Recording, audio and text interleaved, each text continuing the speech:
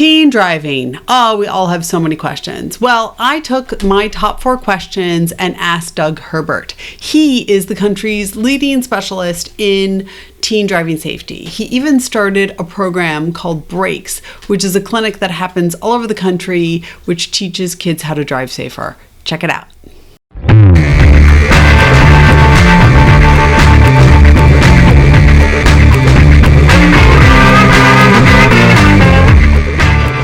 Feel about kids learning on a stick versus an automatic?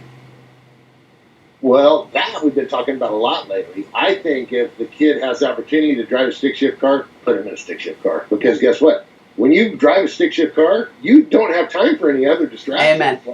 That's it. Yeah. So, got a kid coming of age. Is it better to get them a cheap new car or a used car that perhaps is more sturdy and has more miles on it? my opinion is buy them the newest car that you can.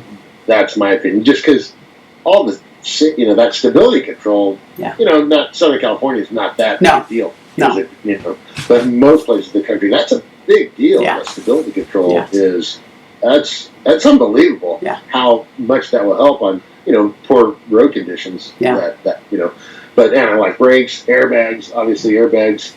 And, knowing how they operate. So how do you teach kids not to be distracted? Well, the number one thing is, they've got to set a good example. So you can't tell your kid, oh, don't do that. Well, I can do it because, I've been driving it a long time, and so I really got this down. That's probably not the best way to teach your kids. So I think you got to be, number one, you got to be a good example. Yeah. What would be the number one thing you would recommend for the parents to make their teens safer behind the wheel? I was a Boy Scout leader for my kids, and we spent hours and hours and hours talking about snake bites. I don't know a single Boy Scout that's been killed by a snake bite. So I guess what I'm getting at is take time to drive with them and be a good instructor, because the time that you invest is really not that big a deal. Like all that time we spend taking them to doing all this stuff.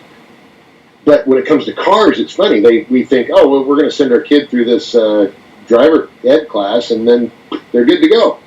Nope, not really. So spend the time with the kids. That is the thing.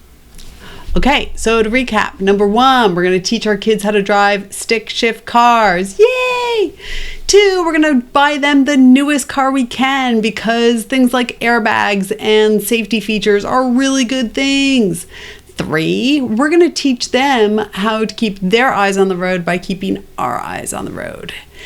And number 4, which, gosh, that was so good that he said that, which was we're going to take the time to teach them how to drive, because we've spent all this time teaching them about snake bites and, in my case, belly dancing and horseback riding, when, in fact, they're probably going to spend more time behind the wheel.